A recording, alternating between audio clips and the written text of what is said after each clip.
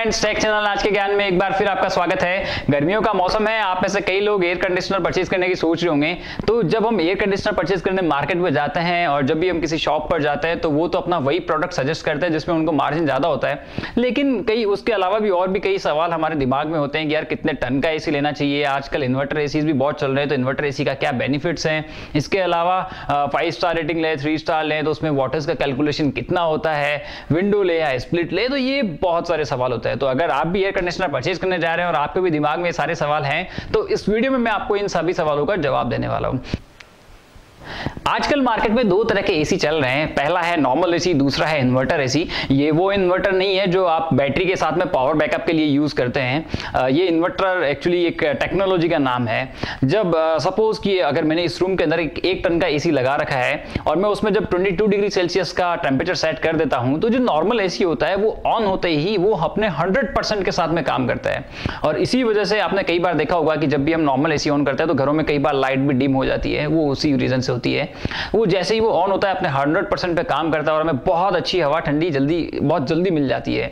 जैसे ही वो 22 डिग्री का टेम्परेचर अचीव करता है, थर्मोस्टेट की वजह से वो ऑटोमेटिक कट ऑफ हो जाता है। 5-7 मिनट बाद में फिर टेम्परेचर इंक्रीज होता है, वो रोटरी कंप्रेसर फिर ऑन हो जाता है और फिर वो टेम्परेचर को अचीव करता है। लेकिन इस दरमियान आपने कई बार देखा होगा कि जो नॉर्मल एसी है उसमें कई बार ठंड थोड़ी सी ज्यादा लगने लग जाती है, कई बार हल्की सी गर्मी महसूस होने लग जाती है।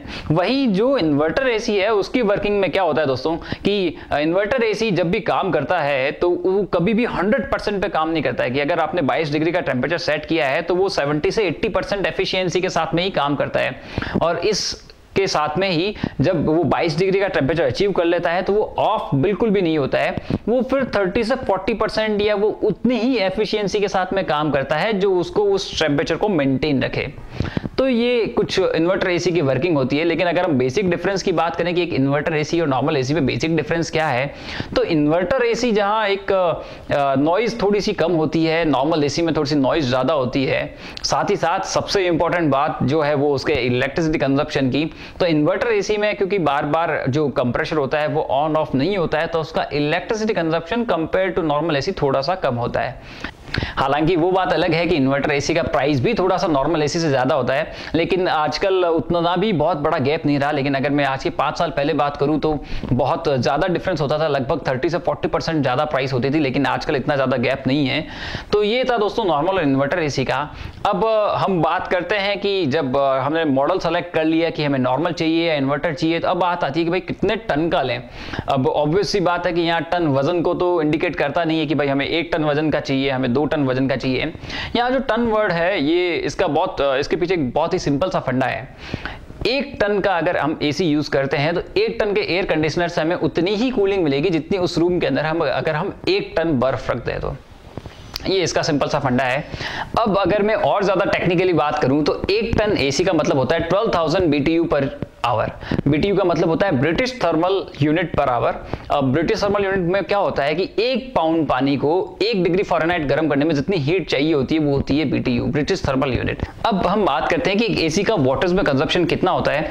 तो दोस्तों क्योंकि एक एसी का इलेक्ट्रिसिटी कंजप्शन इसलिए भी मैटर करता है कि जब भी हम एयर कंडीशनर परचेज करते हैं तो एक बार हम अच्छी वैल्यू पे करते हैं, लेकिन उसका बाद में इलेक्ट्रिसिटी कंजप्शन भी अच्छा खासा होता है, तो उसका बिल भी बढ़िया आता है। तो हमें ये भी पता करना होता है कि उसका बिजली का बिल कितना आएगा। वाटर्स में जब हम कैलकुलेट करेंगे तभी हम कैलकुलेट कर पाएंगे ये चीज। तो अब हम बात करते हैं कि 1 टन एसी का इलेक्ट्रिसिटी कंजप्शन कितना होता है। हालांकि ये चीज डिपेंड करती है उसकी स्टार रेटिंग के ऊपर, लेकिन फिर भी एक रेफ्रिजरेंट टन में जो इलेक्ट्रिसिटी कंजप्शन होता है वो होता है 3516 वॉट्स। अब 3516 वॉट्स एक्चुअल में ये ऐसा नहीं है कि 1 टन का एसी 3516 वॉट ही लेगा। ये डिपेंड करता है आपकी स्टार रेटिंग के ऊपर। लेकिन अगर हम रियल वॉटेज निकालें तो रियल वॉटेज निकालने के लिए क्या करना होता है कि हमें 3516 वॉटेज को डिवाइड करना होता है उसकी एनर्जी एफिशिएंट रेटिंग के साथ में। और एनर्जी एफिशिएंट रेटिंग का चार्ट हमने नीचे डिस्प्ले में दिया हुआ है, तो जहां से आप कंपेयर कर सकते हैं ये चीज।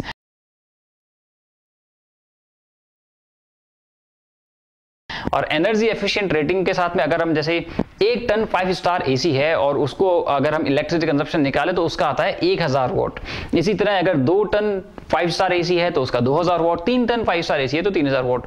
लेकिन अगर आपका एसी 3 या 4 स्टार रेटिंग है तो उसका इलेक्ट्रिसिटी कंजप्शन अलग होगा, वो हमें कैलकुलेट करना होता है। वो आप कैलकुलेट कर सकते हैं आपकी एनर्जी एफिशिएंट रेटिंग के साथ में 3516 को डिवाइड कर, और ये बिल्कुल ईजी है। हालांकि एक बात और है कि ये जो इलेक्ट्रिसिटी कंजप्शन आ रहा है, ये आ रहा है जब कंप्रेसर 100% अपनी एफिशिएंसी के साथ में काम कर रहा है। अगर वो बार बार ऑन ऑफ या कट ऑफ कर रहा है, या जैसा इन्वर्टर एसी है वो अपनी 100% एफिशिएंसी के साथ में नहीं काम कर रहा है, तो उसका इलेक्ट्रिसिटी कंजप्शन कम भी हो जाता है। तो ये थी दोस्तों इसका इलेक्ट्रिसिटी कंजप्शन। अब अगर हम बात करें कि एक एसी जब हम इतने, अगर आप सपोज कि कितने बाई कितना का, मतलब कितने स्क्वायर फीट का एरिया हो जिसमें हम एक नॉर्मल एसी यूज कर सकते हो, तो देखिए दोस्तों ऐसा कुछ फिक्स क्राइटेरिया नहीं है कि भाई 200 स्क्वायर फीट एरिया में ये लगेगा, 100 स्क्वायर फीट में ये लगेगा, 150 में लगेगा। ऐसा कोई फिक्स क्राइटेरिया नहीं है, क्योंकि इसमें कई चीजें डिपेंड करती है कि आपका मतलब कमरा गर्म कितना रहता है, उसमें विंडोज कितनी है, इसके अलावा वो उसमें मतलब लोग कितने हैं, तो कई चीजों के ऊपर डिपेंड करता है। अगर आपका रूम एक, फिर भी इन जनरल जो क्राइटेरिया चलता है वो ये है कि अगर 120 से 150 स्क्वायर फीट का एरिया है तो वो लगभग मतलब मान के चलिए कि आप उसमें आराम से 1 टन का एसी यूज कर सकते हैं। अगर 150 से 200 स्क्वायर फीट है तो उसमें आप आराम से 1.5 टन यूज कर सकते हैं, और अगर 200 से 250 स्क्वायर फीट का एरिया है तो उसमें आपको 2 टन का यूज करना होगा। अब हम बात करते हैं कि एक विंडो एसी लेना चाहिए या स्प्लिट एयर कंडीशनर। तो इन दोनों में जो डिफरेंस है वो बिल्कुल सिंपल सा है कि अगर आपके रूम में अगर विंडो है तो आप एक विंडो एसी यूज कर सकते हैं, अदरवाइज आपको स्प्लिट एयर कंडीशनर ही यूज लेना पड़ेगा। स्प्लिट एयर कंडीशनर में होता क्या है कि उसकी जो यूनिट्स है वो स्प्लिट हो जाती है। मतलब एक आउटडोर यूनिट होती है जिसमें हमें कंप्रेसर और कंडेंसर मिलता है, एक इंडोर यूनिट होती है जिसमें इवेपोरेटर लगा हुआ रहता है। तो बेसिकली आपकी जो यूनिट्स है वो डिवाइड हो जाती है। विंडो एसी में ये सब चीजें एक यूनिट में लगी हुई रहती है। बेसिक डिफरेंस की अगर हम बात करें तो विंडो एसी में एक्चुअली थोड़ा सा, एक तो उसका जो ब्लोअर की जो स्पीड होती है वो थोड़ी सी कम होती है, और साथ ही साथ उसका इलेक्ट्रिसिटी कंजप्शन में भी थोड़ा सा फर्क होता है। लेकिन साथ ही साथ जो स्प्लिट एसी है उसकी कॉस्ट भी ज्यादा होती है। तो वो डिपेंड करता है आपके ऊपर कि आप अपने बजट के हिसाब से क्या लेना चाहें। एक और बात कि दोस्तों अगर आप कंजप्शन के हिसाब से आप अपना एसी पसंद कीजिए, कि अगर आपका कभी कभार एसी काम आना है या दिन में 1-2 घंटे ही चलना है, तो अगर आप 3 या 4 स्टार भी लेते हैं तो भी कोई फर्क नहीं पड़ता। लेकिन अगर आपका एसी लंबा चलना है कि भाई नहीं दिन में 10 से 12 घंटे चलना ही चलना है, साथ ही साथ लंबी उसकी रनिंग रहेगी एसी की, तो आप अच्छे बड़े एसी की तरफ जा सकते हैं। मतलब इन्वर्टर एसी है, 5 स्टार एसी है, तो ये चीज आपके ऊपर ही डिपेंड करती है। अगर आप हमसे कोई सवाल पूछना चाहें तो नीचे कमेंट बॉक्स में आप हमसे पूछ सकते हैं। धन्यवाद दोस्तों, जय हिंद।